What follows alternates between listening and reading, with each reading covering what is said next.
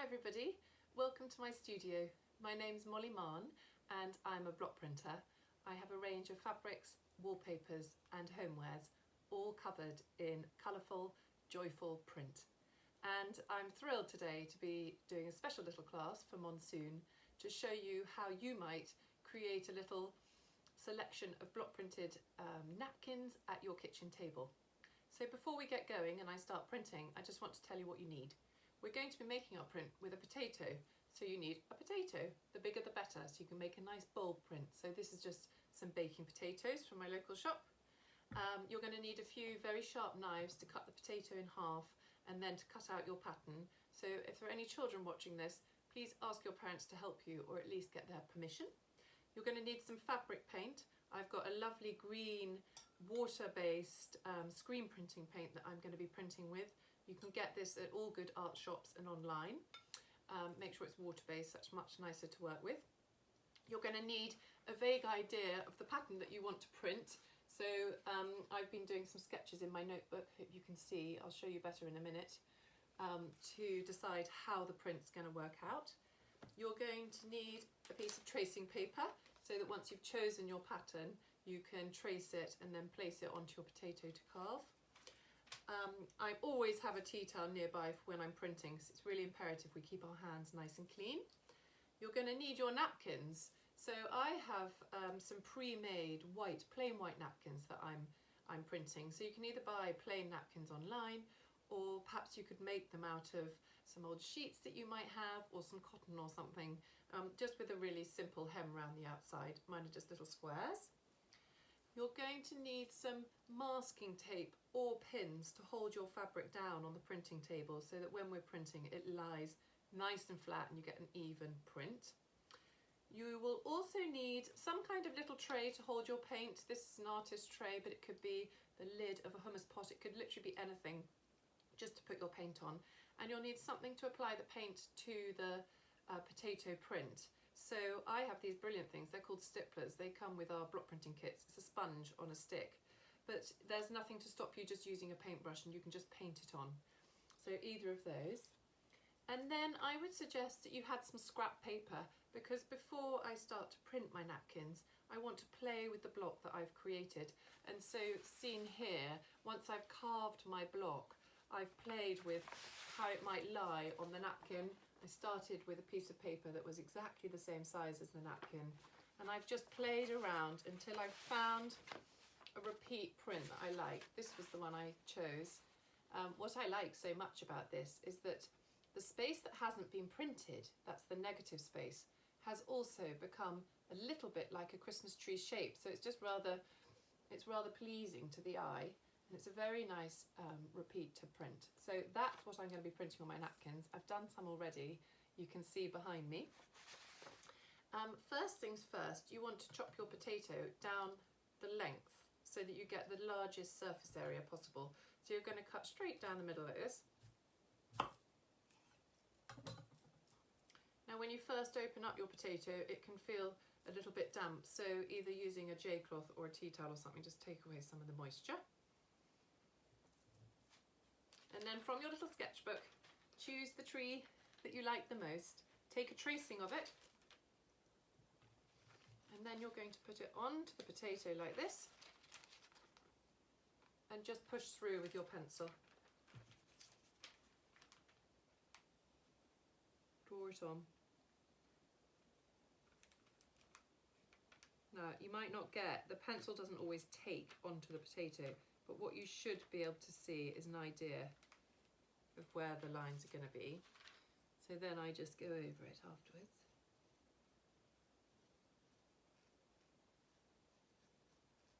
You can almost start to make an impression on your potato, like so. When it comes to carving the potato, I like to use a little small knife just to cut around a little bit under the rim of the potato, because I like to keep the full sort of size of the potato at the back, so it gives me something really good to grasp onto. I'm not going to cut the entire Christmas tree shape, I'm only going to cut it out of the top layer. So in order to do that, I use this little sharp knife, I think it's called a fruit knife, to scour around about 1/2 centimetre deep around the outside. Score all the way around your potato like that. And then you're going to cut away the shape bit by bit. So using nice lines down to the impression bit where you've cut, you can start to then take away the bits of potato that you won't be needing to print with. There's the beginning. Go this way. There we go, and it's rather satisfying to do. The little pieces just pop out.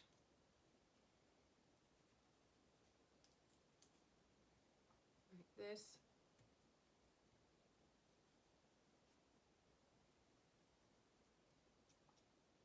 Do one more bit and show you.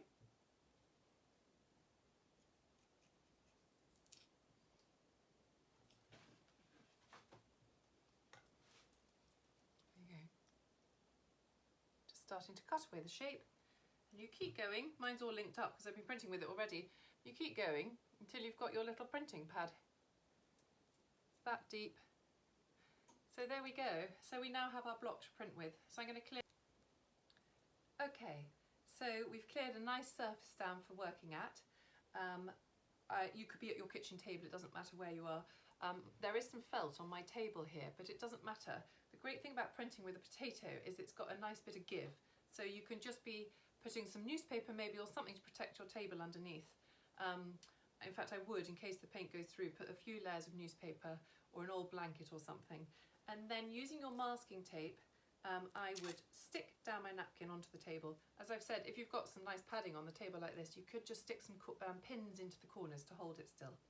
So first of all, we masking tape up our napkin, and I'm using the stitching on the hem as my outside line so that I don't print over the hem. It just gives it a nice little border. You can see on the ones behind me. I'll get one down and show you.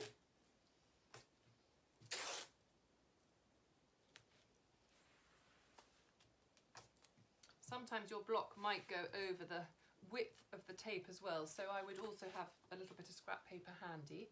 If I just bring this one down.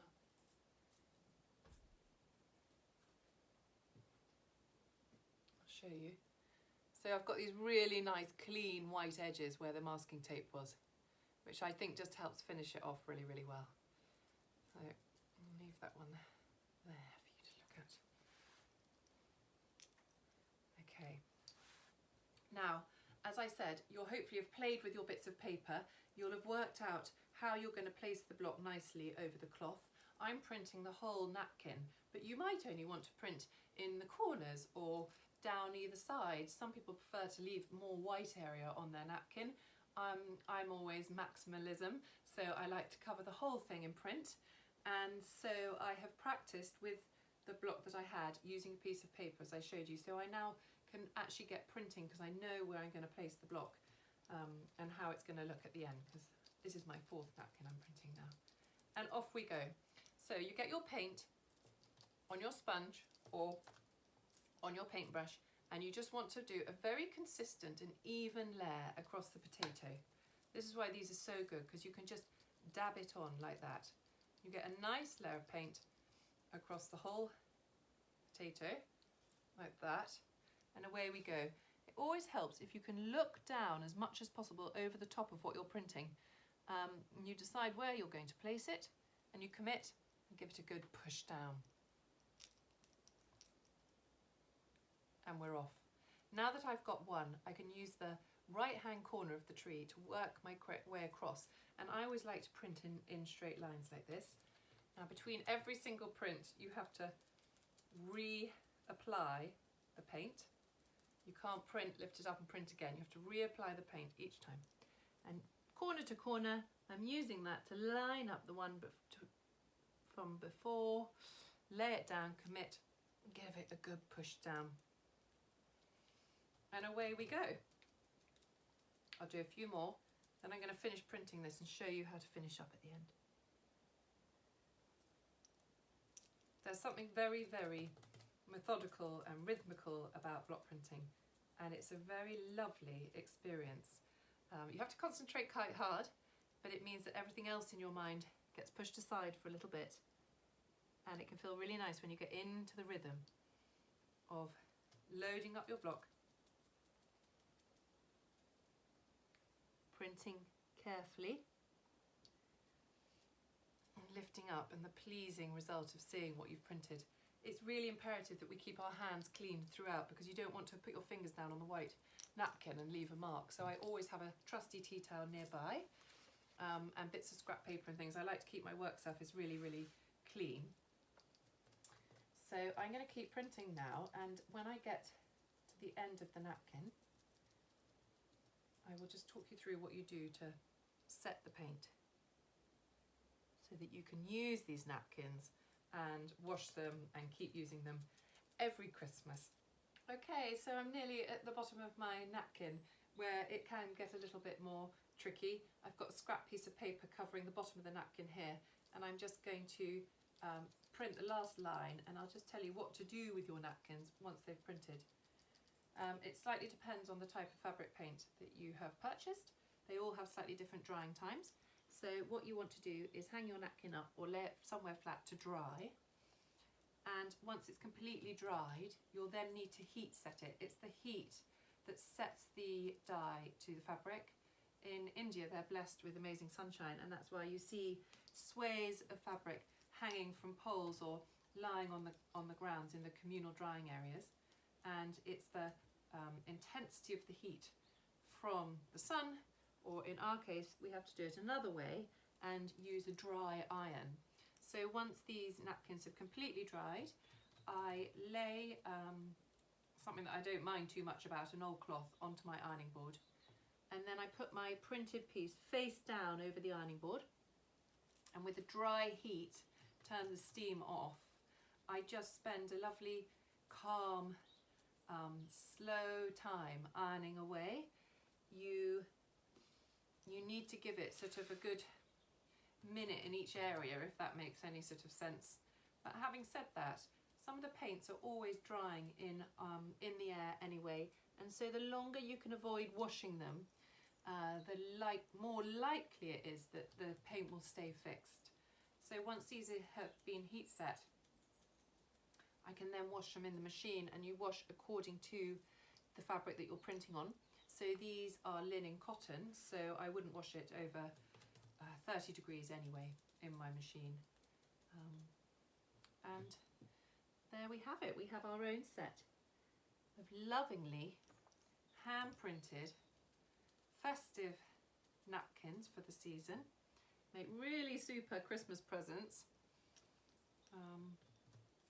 It's a lovely process, so not only can you enjoy making something, but you can also enjoy the using them or gifting them.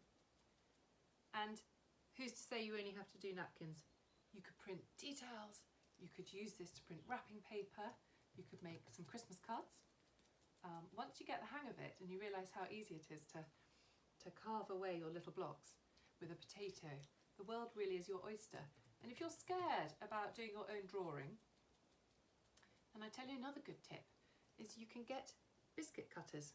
You can get Christmas tree ones. I know we've got one in our drawer. And you can use the biscuit cutter and push it into the top of the potato, and then with your knife, cut away all the other bits that you don't need. And when you take the cutter back off again, you'll have a lovely Christmas tree shape, or whatever your cutters are. I know I've got an angel, I've got stars, I've certainly got a Christmas tree one. So don't be afraid about coming up with the actual concept. Get some festive biscuit cutters and stick them into your potatoes. Otherwise, just start with a really, really simple design. This really was just straight lines on the diagonal. So you can copy this one and use this method, because, as I said before, the shape that's left behind is so pleasing. And there we go, that's my last print. I'm going to do one tiny corner down there on this right hand side, and you need to put the ink on where I'm going to print, like that. And take that bit of paper away, put my potato down, clean my hands. I'll just show you, just take away the masking tape now.